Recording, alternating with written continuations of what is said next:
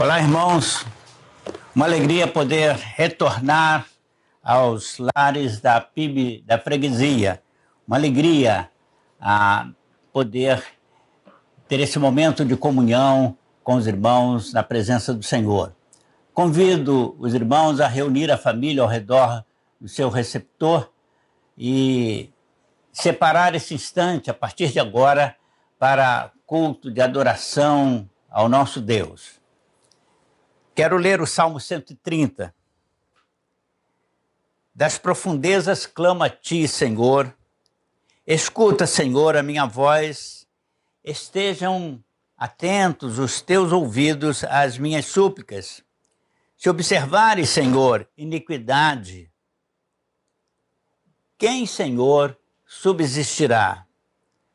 Contigo, porém, está o perdão, para que te temam. Aguardo, Senhor, a minha alma o aguarda, eu espero a sua palavra.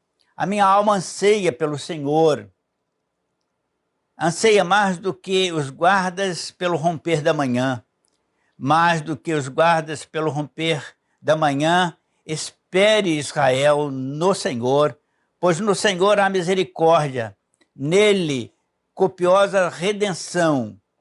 É ele quem redime Israel de todas as suas iniquidades. Nós estaremos falando nesta noite sobre a cruz do Senhor. E a cruz nos lembra pecado, misericórdia e perdão. Porque foi através do sacrifício do Senhor Jesus na cruz que fomos alcançados misericordiosamente pelo Senhor e fomos salvos. Oremos ao Senhor. Quero lembrar aos irmãos estejam colocando diante do altar do Senhor o nome daqueles irmãos, amigos, conhecidos, parentes de irmãos da igreja que estejam enfermos, seja qual for a enfermidade, e lembrando também daqueles que familiares que porventura estejam acometidos do Covid-19. Os irmãos estejam colocando diante do Senhor. Na próxima quarta-feira nós estaremos citando nomes se os irmãos enviarem para nós. Mas oremos nesse instante ao Senhor. Pai querido, nós te agradecemos pelo privilégio deste encontro, a alegria, Senhor Deus, de mais uma vez, neste dia, estamos reunidos para a adoração ao teu nome. Nós te agradecemos pelo culto da manhã, presencial, louvamos pelas vidas que estiveram conosco e pelas vidas, ó Pai, que ao longo da manhã estiveram sintonizados conosco e acompanhando a nossa programação. Irmãos de nossa igreja, irmãos de outras igrejas, amigos queridos, pessoas em outros países que têm acompanhado com assiduidade o nosso culto. Pedimos a tua bênção sobre cada um deles, porção dobrada, Senhor, do teu Espírito sobre cada um deles. E se eles estão lembrando de pessoas enfermas e colocando diante do teu altar, nós suplicamos, ó Pai, a tua compaixão e a ação do teu Espírito, curador, em favor destas pessoas. Conduza-nos no culto desta noite. Nós oramos em nome de Jesus. Amém. Passemos ao momento do ofertório e faço a leitura, então, do texto para introduzir este momento. Render-te-ei graças, Senhor, de todo o meu coração. Cantarei com alegria e ofertarei. Grandeza, poder, glória pertencem ao Senhor. Tudo que há no céu e na terra pertence ao Senhor. Do Senhor é o domínio de eternidade a eternidade. Do Senhor é a terra, na sua plenitude, o mundo e aqueles que nele habitam. Que os irmãos estejam, nesse instante, separando para ser entregue ou através dos instrumentos eletrônicos diretamente na conta da igreja que está aparecendo aí, ou enviando à nossa igreja. Os irmãos estejam separando nesse instante a sua oferta, o seu dízimo, consagrando ao Senhor para o serviço do Senhor. Quero alertar os irmãos que no mês de setembro nós estaremos também incluindo em nosso apelo financeiro a questão da campanha para missões nacionais, para a Junta de Missões Nacionais. Os irmãos estejam orando e se planejando para também participar deste momento especial na vida de nossa igreja e de nossa denominação. Oremos ao Senhor. Pai, te agradecemos por esse dia, pelo privilégio deste encontro, a alegria de mais uma vez, ó Pai, nesse dia, estarmos reunidos ao redor da Tua Palavra para adoração ao Teu nome. Neste instante, ó Pai, estamos cumprindo uma de nossas ordenanças, de nossos deveres para com a Tua obra. E estamos, ó Pai, colocando diante do Teu altar os nossos dízimos e nossas contribuições. Abençoe os corações que estão dizimando nesse instante, ofertando, contribuindo. Que se cumpra na vida, na família, na vida dessa família, ó Senhor, aquilo que o Senhor tem prometido, porções dobradas de bênçãos materiais. Que assim aconteça na vida de cada um. Nós oramos em nome de Jesus. Amém. Mais uma vez agradeço a fidelidade dos irmãos no seu compromisso financeiro com a nossa igreja. Que Deus abençoe a todos. Passemos, irmãos, a ouvir o pastor Marcos, que nos conduzirá em cânticos de adoração ao nosso Deus.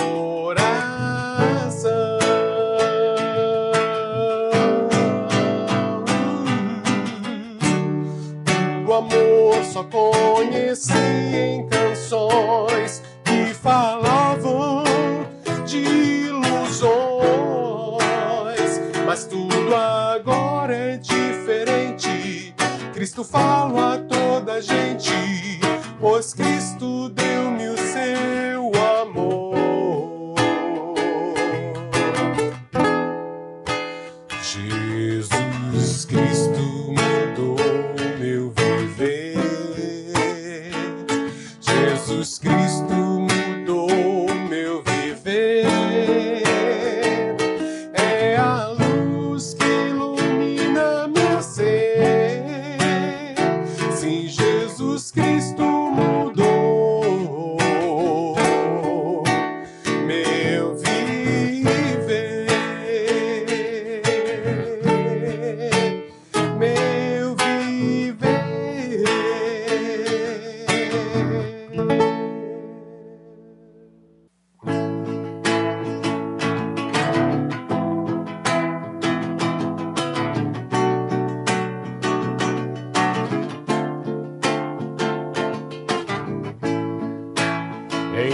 presença eu estou, ó Deus, venho render-me a ti. Com o coração cheio de amor, declaro que tu tens feito a mim. Mesmo sem merecer meu amor, na cruz se entregou por mim. Do meu pecado me lavou e com seu sangue me redimiu. Confio em ti, Senhor, com todo o meu ser. Em teu nome ponho a minha esperança. Te amo, Jesus, te amo, Jesus, e não há para mim outro igual a ti. Não, não, não há. Te amo, Jesus, e não há para mim outro igual a ti.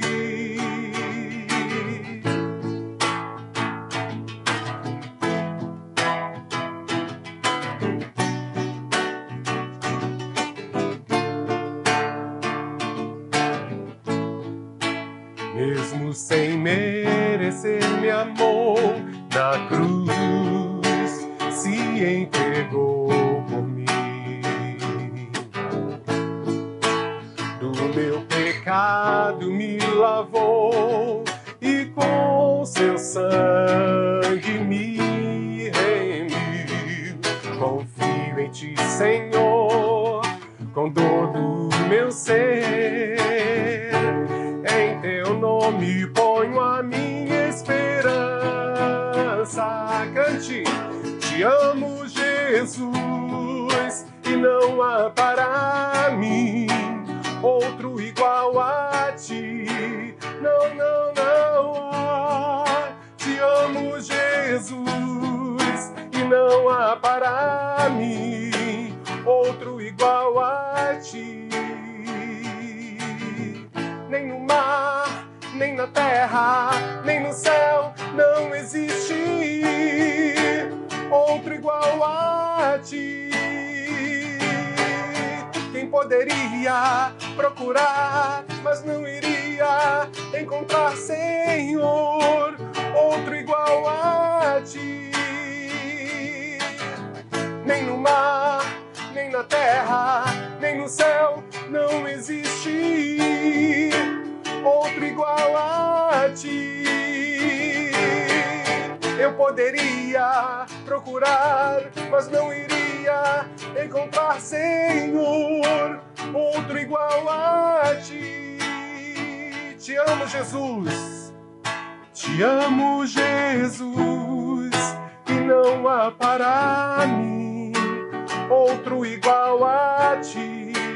Não, não, não há. Te amo, Jesus, e não há para mim outro igual a ti.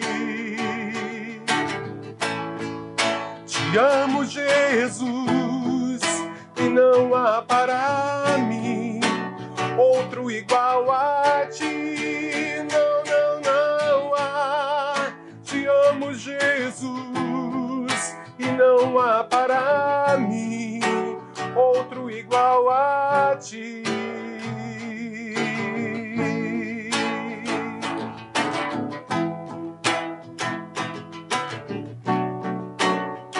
Vamos ver se todos aprenderam. Mais uma vez.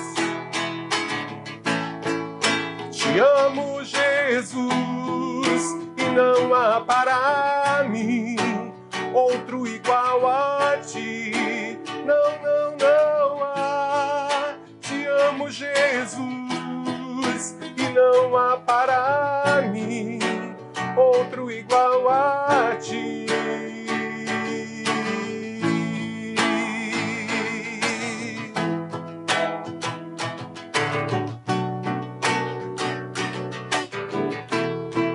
Te amo, Jesus. Amém. Queridos, o meu tema é a cruz. O texto que vamos usar como base é Mateus 27, versículos de 1 ao 46. A cruz era dolorosa, algo penoso de suportar. A crucificação era um martírio horrendo, cruel. A crucificação lembra a morte do Senhor a nosso favor. Lembra a cena do Calvário, o sacrifício redentor. Monte Calvário, Gólgota, Monte Caveira. No Calvário, 3 cruzes, a de Gestas, a de Dimas e no meio, a minha, a tua cruz. E nela crucificaram Jesus. Leia o texto de Mateus, capítulo 27. Tenha a sua Bíblia à mão para acompanhar esse texto, versículos de 1 a 46. Ao amanhecer, todos os principais sacerdotes, os anciões do povo, os escribas e membros do Sanedrim reuniram-se em conselho para determinarem a morte de Jesus. E amarrado em cordas, o levaram e entregaram a Pôncio Pilatos para que este presidisse o julgamento. E sendo Jesus apresentado ao presidente da corte, este o interrogou quanto à falsa acusação de que dissera querer ser rei dos judeus. Acusação mentirosa dos príncipes e sacerdotes. Mas Jesus, em nenhum momento, nenhuma palavra respondeu, o que ao presidente Pôncio Pilatos surpreendeu. Ora, por ocasião da Páscoa, era costume que o presidente do tribunal romano indultasse um preso, livrando-o da morte por crucificação, escolhendo o povo, aquele que quisesse absolver. Percebendo que Jesus fora entregue a ele por inveja dos sacerdotes, com uma acusação falsa, Pilatos, querendo soltar Jesus, consultou a multidão. Que faço com Jesus, chamado Cristo? Quereis que vos solte? Mas a multidão clamou, seja crucificado, seja crucificado. Então, indultando um salteador por nome Barrabás, Pilatos entregou Jesus para ser açoitado e crucificado. Os soldados romanos, então, para humilhá-lo, despiram-no ante a multidão, colocando sobre ele um pano vermelho como um manto, uma coroa de espinhos sobre a cabeça, uma vara de bambu em sua mão, e dele escarneciam, reverenciando-o como um rei, enquanto a multidão de judeus cuspia nele. Depois de o haverem escarnecido, de o haverem açoitado, levaram-no para a crucificação. Ao chegarem no lugar da crucificação fora da cidade, um lugar chamado Gólgota, que se diz Monte Caveira, o cravejaram na cruz e assentaram-se para aguardarem a sua morte, tendo colocado sobre ele, em hebraico e em grego, a inscrição: Este é o Rei dos Judeus.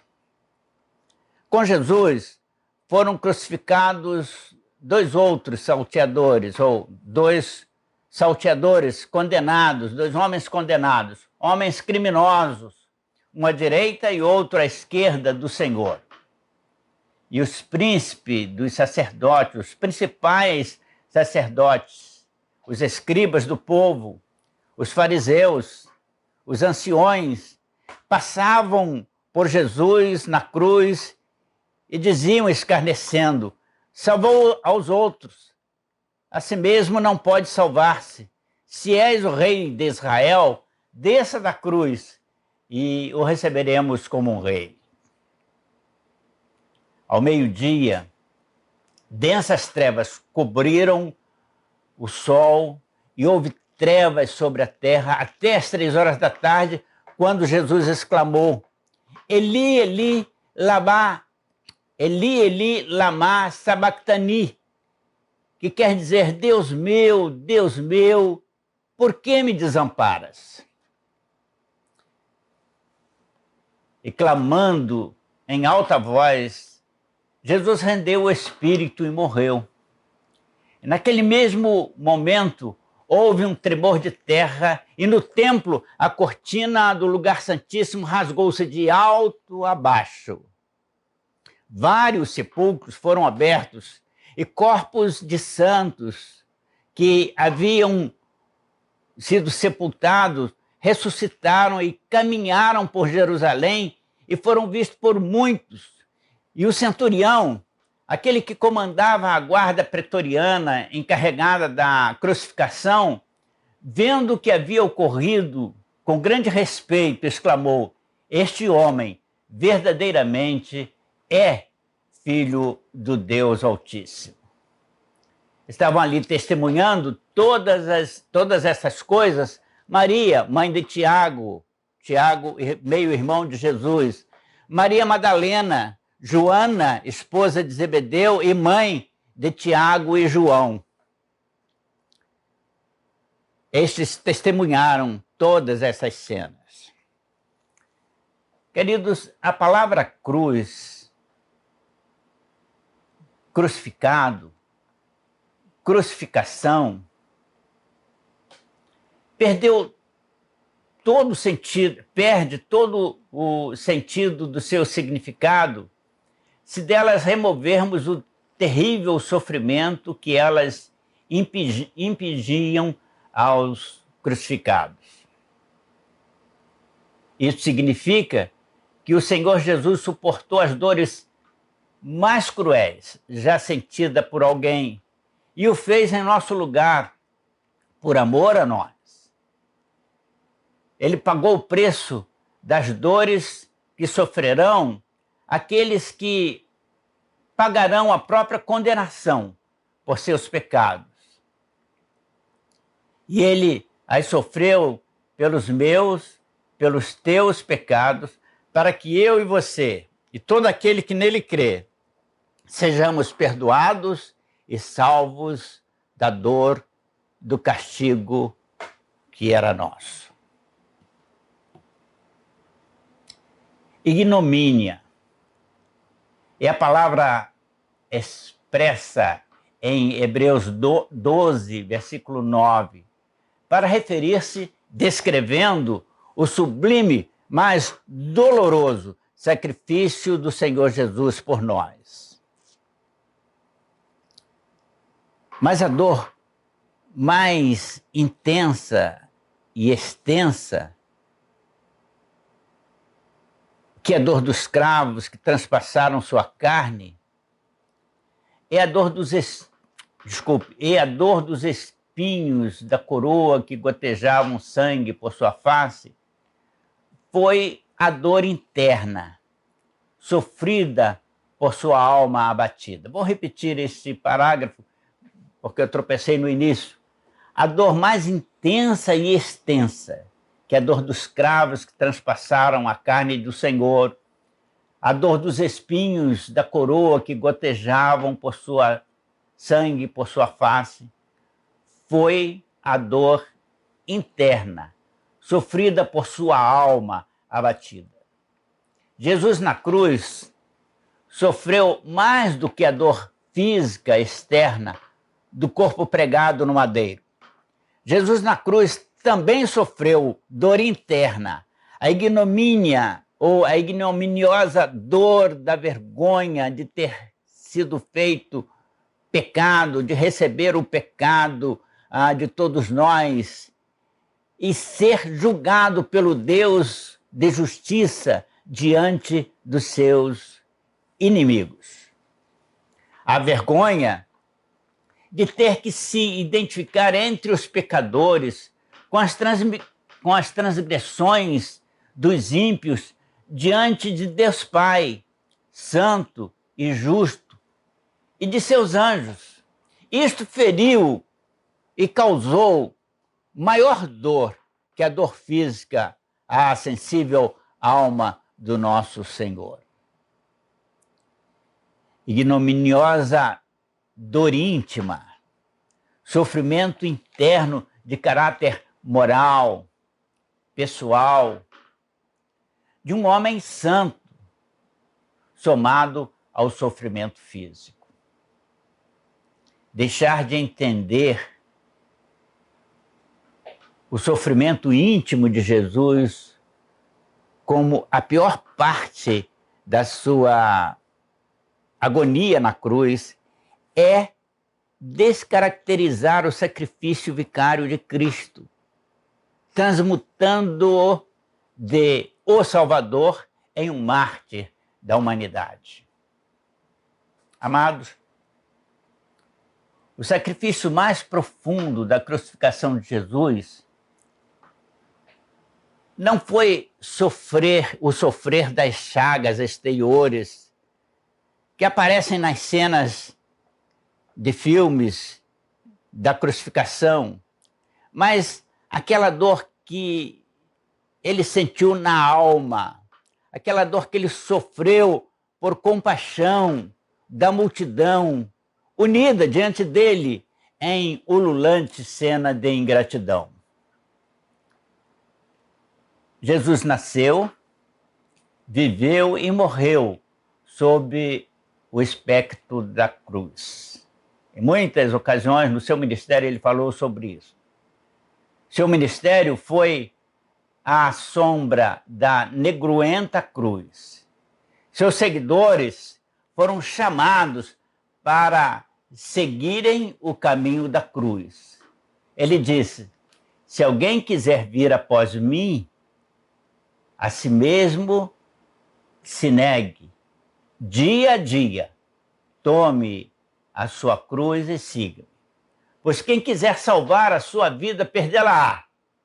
E quem perder a sua vida por minha causa, a salvará. Lucas capítulo 9, versículos 23 e 24. João, apóstolo, num arrebatamento de espírito, quando estava em desterro na ilha de Pátima, viu a santa cidade, a nova Jerusalém celestial, onde está o trono de Deus, e a descrevendo como tendo ruas e praças calçadas de ouro, com 12 portais, cada portal sendo uma grande pérola, tendo em cada portal um anjo, e dizendo que essa é uma cidade fulgurante sob o brilho da intensa glória de Deus. Essa cidade descrita por João é a cidade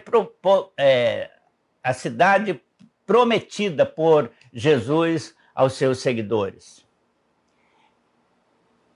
Ela, a cidade, tem 12 portais por onde os salvos adentrarão, e está fundamentada sobre 12 pedras preciosas, simbolizando a união dos salvos do Velho e do Novo Testamento, os salvos das 12 tribos de Israel e os 12 apóstolos e pais da igreja cristã, os salvos da igreja cristã. Mas para alguém acessar o céu por seus 12 portais, para alguém chegar nesse local, a cidade onde está o trono de Deus, onde está o trono do Senhor, disse Jesus, só há uma porta, só há um caminho, que é Ele. E ninguém chegará ao trono de Deus se não for através dele, Jesus. Mateus 7,14.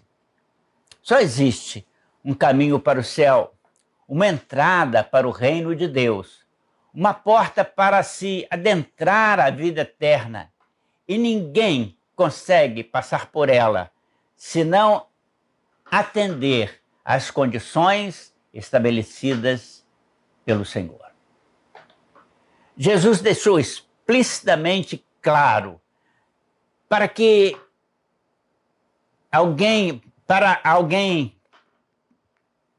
Jesus deixou explicitamente claro que para alguém adentrar os céus tem que ser através dele, ser seu seguidor, ser seu discípulo, ser um cristão, ser um salvo.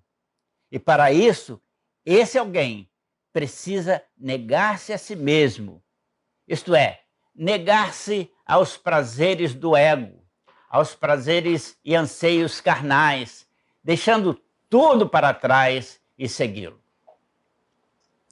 Vou citar alguns exemplos dos evangelhos sobre esse pensamento e como Jesus agia. Jesus passou por Pedro, um empresário do ramo de pescado em Cafarnaum, e o convidou para ser seu seguidor. O texto diz que Pedro deixou tudo e o seguiu. Passando por Tiago e João, filhos de Zebedeu, nas praias da Galileia, os viu trabalhando na empresa do pai e os convidou a serem seus discípulos.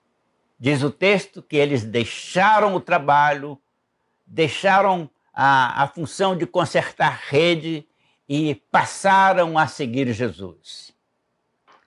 Passando por Mateus, um funcionário público do governo romano, um publicano, Jesus o convidou, segue-me, e ele deixou sua carreira pública, o status de ser um empregado do governo, o status social por seu bom salário, e seguiu Jesus. Um moço rico, religioso, benquisto, um jovem de caráter elogiável, cumpridor das leis locais, das leis cerimoniais, quis ser um seguidor de Jesus e solicitou matrícula no colégio apostólico. Jesus autorizou a matrícula e o aconselhou a vender as propriedades que possuía, deixar tudo para trás e segui-lo. O jovem desistiu da matrícula, não se tornou um seguidor de Jesus porque não quis desistir dos bens que possuía. Claro que Jesus não estava querendo que ele se transformasse em pobre para segui-lo. Mas Jesus sabia que o coração dele estava dividido. Ele não tomaria a cruz, ele não renunciaria ao ego para seguir a Jesus. A palavra cruz traz-nos à mente a cruz que Jesus carregou. Lembra-nos a cruz que ele suportou em nosso favor. Recorda-nos a cruz em que ele sangrou até a morte quando nos salvou. A cruz era um instrumento romano para causar dor, agonia e morte humilhante. E Jesus carregou uma que não era dele. Nela foi crucificado, não por culpa dele, mas por mim, por você que a merecíamos. A sombra da gotejante cruz do Calvário, símbolo de sofrimento, agonizante, dor e morte, o crente pode desfrutar da esperançosa visão celestial, da cidade celestial, da cidade das 12 portas, e pensar no gozo, na alegria, no prazer da vida por vir. Talvez a exigência de Jesus para tomarmos a nossa cruz, para segui-lo, seja para alertar a nossa consciência aqui de que aquela felicidade ali teve um preço pago lá no Calvário e que o crente não deve menosprezar aquele preço, o preço que o Senhor pagou por nós, pagou para gozarmos a cidade celestial.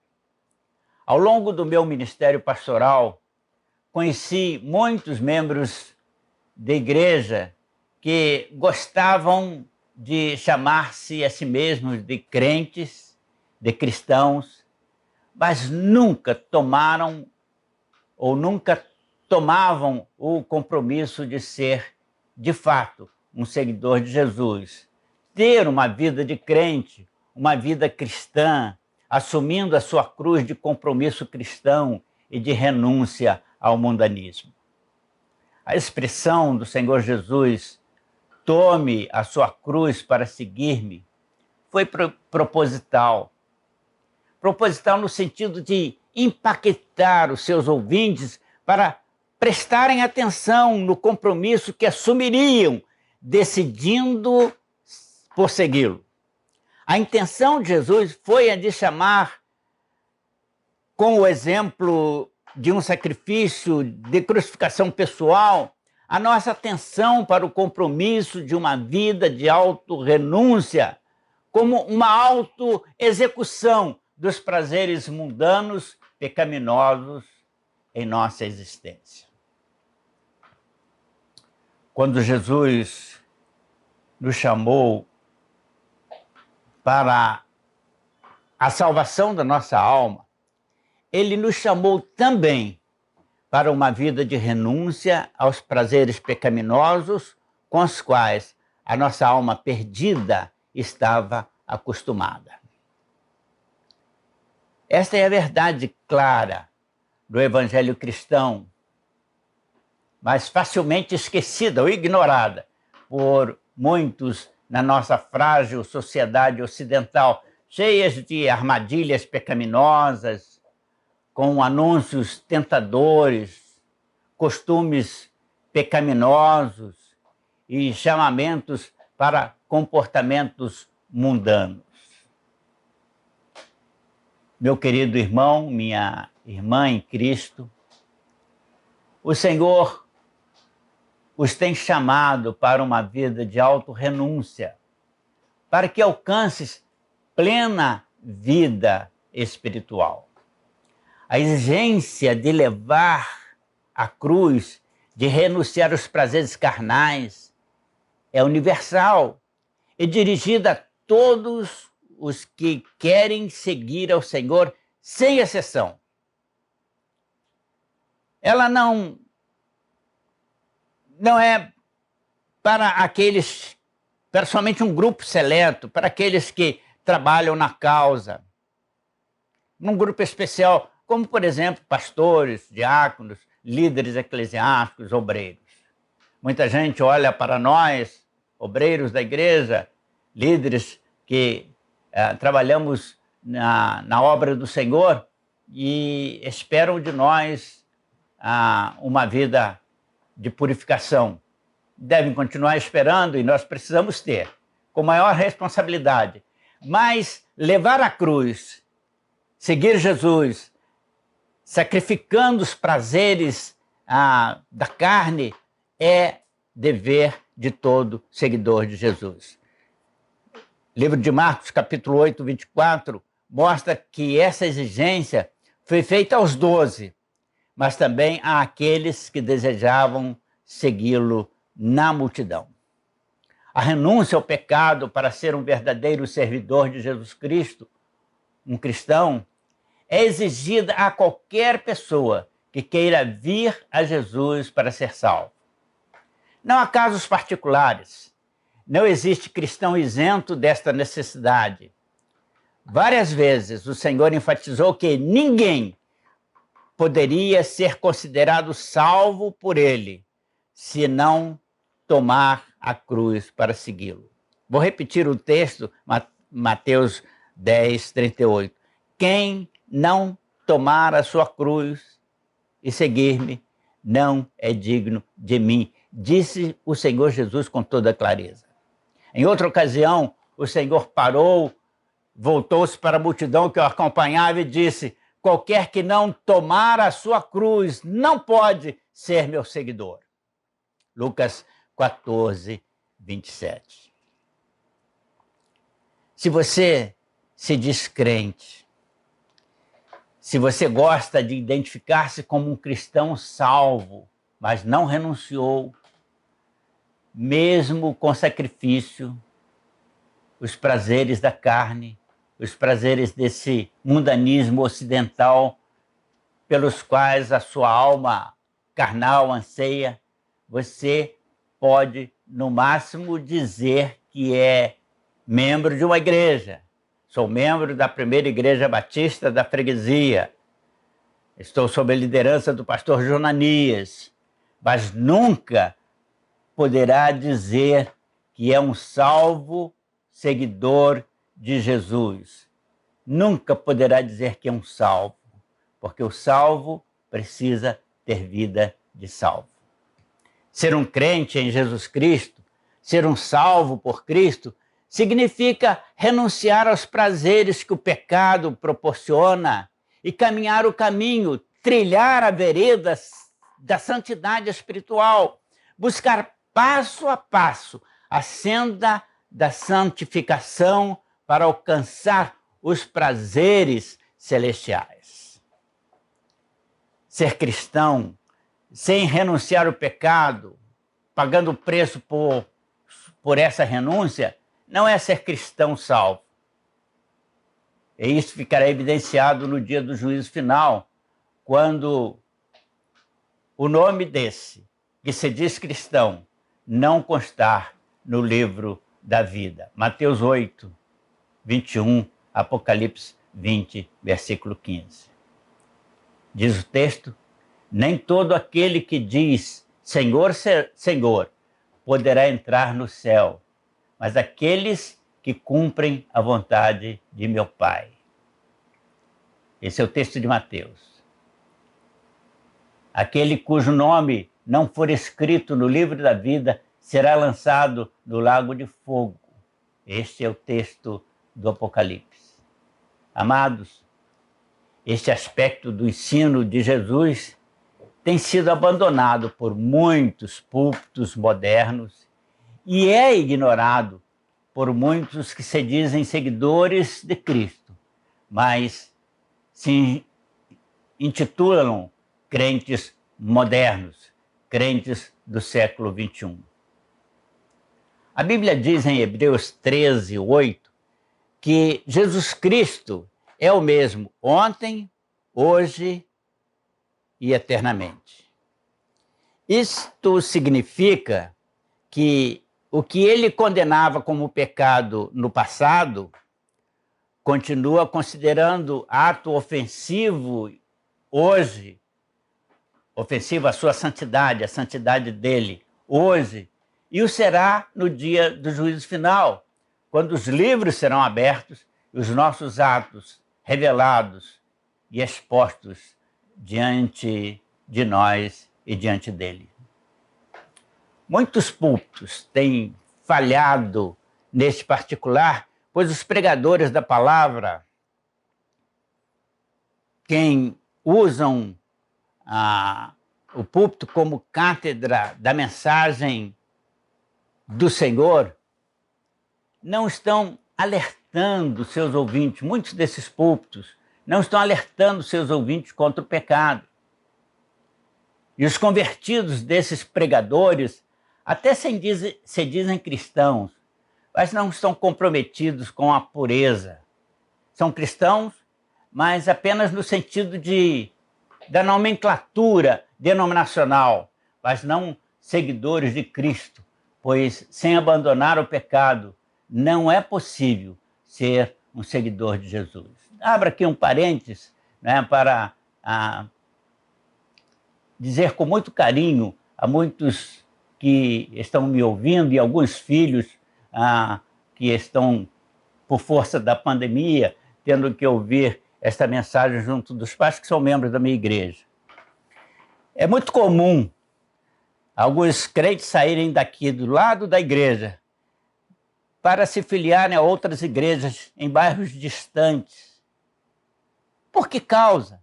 Se a mensagem do Senhor e o louvor ao Senhor, se o Deus é o mesmo, é que aqui nós pregamos sobre isto, contra o pecado, pedimos santidade de vida, exigimos biblicamente santidade de vida. E alguns querem ouvir aqueles sermãos arrumadinhos, confortantes, com outras palavras bonitas e permissivos em algumas atitudes que é pecado. Um dia, estes terão que estar diante do trono, e espero que sejam salvos, porque se não forem salvos, estarão condenados para todo sempre. Vamos para a conclusão, queridos. Jesus nasceu, viveu e morreu sob o espectro da cruz. Seu ministério foi a sombra da negrenta cruz. Seus seguidores foram chamados para seguirem o caminho da cruz.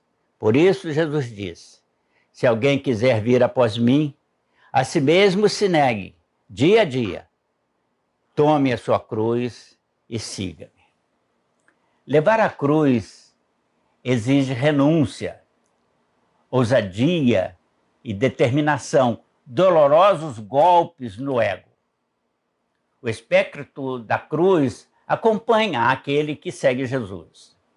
Se você se esforçar para seguir os passos do Senhor, já aprendeu que não há comunhão satisfatória com o Senhor sem estar à sombra da cruz. A sombra da cruz sempre acompanhará o cristão de casa para o trabalho, do trabalho para a escola, da escola para casa, entre os familiares, na roda de amigos e colegas, nas reuniões, nas discussões de trabalho, sempre testemunhando a verdade, se estiver à sombra da cruz. Queridos, ficamos por aqui. Que Deus possa estar abençoando o seu coração na transmissão desse recado. Acredito que o Espírito Santo tinha propósitos definidos para que eu devesse transmitir a mensagem sobre este assunto nesta manhã. Se você está vivendo recalcitrante, mas é um salvo, busque a presença do Senhor, busque a sombra da cruz, caminhe com Jesus, acompanhe Jesus, talvez sofrendo chacotas, talvez sofrendo disseminação, enfim, talvez sofrendo situações sociais difíceis de se imaginar, mas permaneça com o Senhor. Se você é um seguidor fictício de Jesus e não se sente salvo, é hora de meditar sobre isso, é hora de voltar-se para o Senhor e buscar uma verdadeira comunhão com o Senhor. Se você deseja se reabilitar com o Senhor ou deseja a salvação, curve a sua cabeça, eu vou orar por você nesta hora. Apesar de não estar te vendo, mas você está me vendo, então receba neste momento, a oração que faço ao Senhor e que ela seja abençoadora sobre a sua vida. Pai querido, nós te agradecemos pelo privilégio desta manhã, falarmos sobre a cruz e sobre o nosso compromisso com Jesus. Eu não sei, Senhor, quem está me ouvindo nesta hora, mas eu peço que o Senhor que tudo vê, tudo conhece, o Senhor conhece todos os corações, que o teu Espírito, Senhor, esteja trabalhando nesses corações, nessas almas, que ouviram a mensagem e que foram tocadas, ó Pai, por estas palavras, e que estão desejosos, ó Pai, de viver uma experiência de comunhão contigo. Aos teus filhos, ó Pai, que recalcitraram fora do caminho, Pai querido, receba-os de volta como o pródigo e o abençoe, Senhor, numa nova jornada cristã, para que naquele dia, Senhor, no encontro diante do tribunal, eles possam ter o nome no livro da vida e possam receber como galardão por suas atividades santificadas na tua presença. E aqueles, ó Pai, que me ouvem e que ainda não foram alcançados pela salvação, mas nesse instante estão arrependidos. Ó Pai, abençoa-os com a salvação. Dá-lhes porção dobrada, Senhor, da Tua graça, que eles possam levantar-se de onde estão e também, como o filho pródigo, retornar para os Teus braços, esperançosos, ó Pai, de uma nova vida na Tua presença. Abençoe a primeira igreja da freguesia, seus membros. Abençoe cada irmão, membro de igrejas múltiplas que me ouvem nesta hora. Que sejam os Teus filhos, ó Pai, lá em suas igrejas, pedras vivas, ativas para a glorificação do Teu nome. Nós oramos em nome de Jesus. Amém. Nós chegamos ao final da nossa programação do culto desta noite.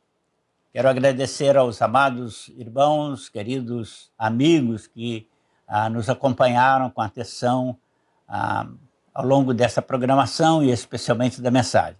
Estamos ao dispor daqueles que desejarem esclarecimento sobre a mensagem. É só ligar para a igreja e a secretária orientará como entrar em contato comigo. Que Deus abençoe a todos. Que o amor de Deus, a graça do nosso Senhor e Salvador Jesus e as consolações do Santo Espírito sejam sobre esta congregação e sobre todo o povo de Deus espalhado sobre a face da terra, desde agora e para sempre. Amém.